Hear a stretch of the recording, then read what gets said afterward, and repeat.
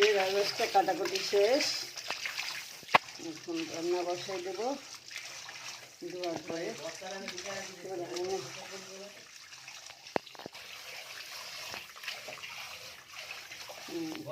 রাজহাঁস রান্না করব, এই জন্য সরিষার তেল দিয়ে রাজহাঁস রান্না হবে। জিরা দিচ্ছি ফোড়ন, একটু গরম মশলা, গোলমরিচ, শুকনা মরিচ, এলাচ, দারুচিনি সব দিয়ে দিছি, লবঙ্গ সব দিয়েছি। পেঁয়াজ দিব,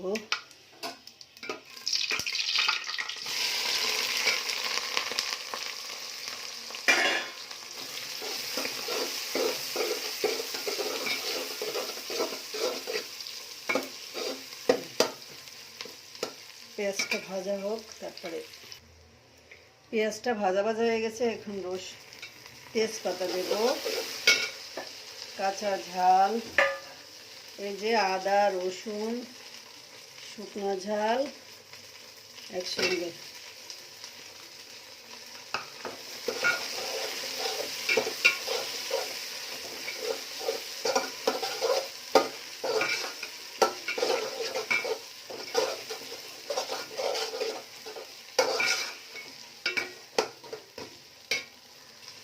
মশলাটা একটুখানি পানি দিয়ে নেব, নিয়ে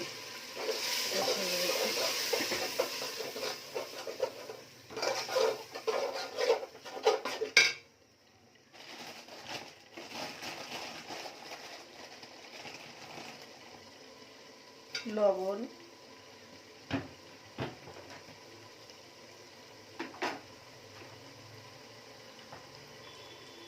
হলুদ,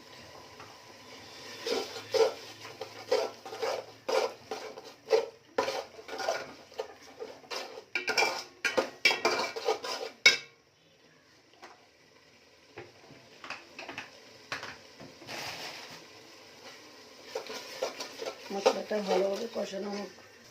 মশলাটা কষানো শেষ, এখন রাজহাঁসের মাংসটা দিয়ে দেবো।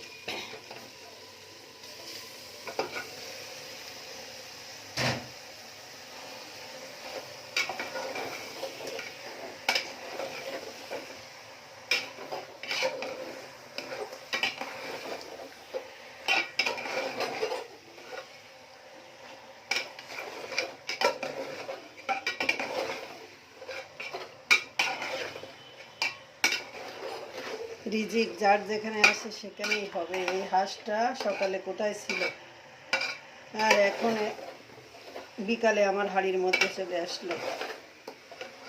আমার মতো ভাগ্য কয়জনের আছে জানি না, যে সময় যে জিনিস আনবে সেই সময় সেটা রান্না করে খেতে হবে। তাই সকাল হোক আর বিকাল হোক আর রাত 10টা 12টা হোক, কোনো সমস্যা নেই।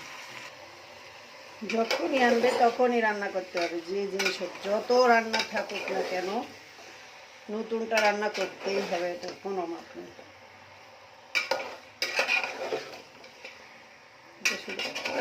খাওয়া আর খাওয়া,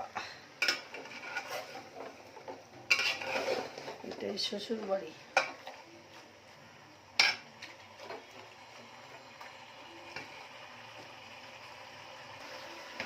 এই যে বড় বড় আলুগুলা ওর মধ্যে দিয়ে দেব, বিশাল বড় বড় আলু একটা একটা। আলুগুলা দেখেন কত সুন্দর করে কেটে নিয়েছি গোল গোল করে, এই যে এভাবে সবগুলো আলু।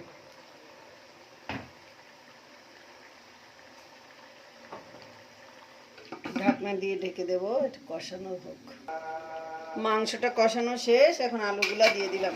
আমি হলো ভাজা আলু আমার পছন্দ না, ওরকম ভেজে দেওয়া, এই জন্য কষাই দিয়ে দিলাম। ভাজলে কেমন একটা মনে হয় আমার কাছে, এখন এভাবে দিয়ে দিয়েছি, দিয়ে ভালোভাবে কষিয়ে নেব।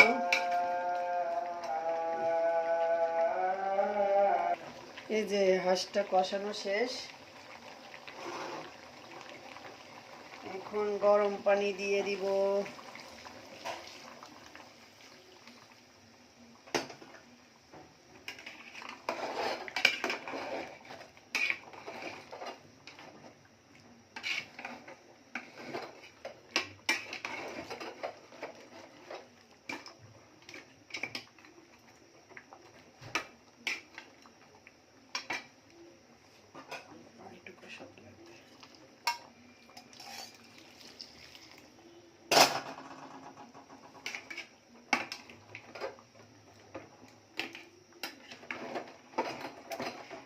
আলুগুলো এত জ্বালাচ্ছে কেন আমাকে? ভিতরে চলে যাও আলু, ভিতরে চলে যাও। হ্যাঁ, মাংস কষাইতে কষাইতে সিদ্ধ হয়ে গেছে। আলুটা সিদ্ধ হলে হয়ে যায়, বেশি সময় লাগবে না। এইটা মাংসটা হতে থাকুক, আমি একটু নামাজ পড়ে আসি। আল্লাহ হাফেজ।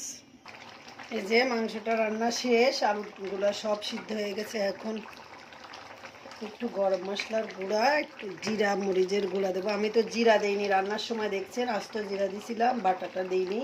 আর এখন এই যে ভাজা জিরা মরিচের গুঁড়া এটা দেবো।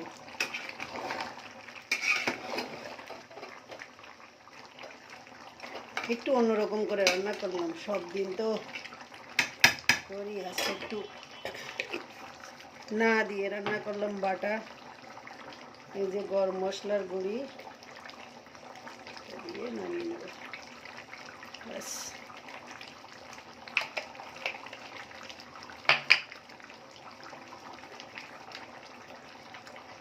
আল্লাহ 30টা দিন আমার ঘরে মাংস রান্না করতে হয় ছেলের জন্য।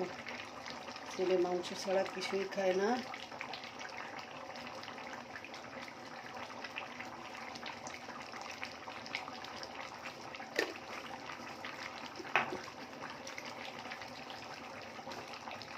রান্নাটা শেষ। আল্লাহ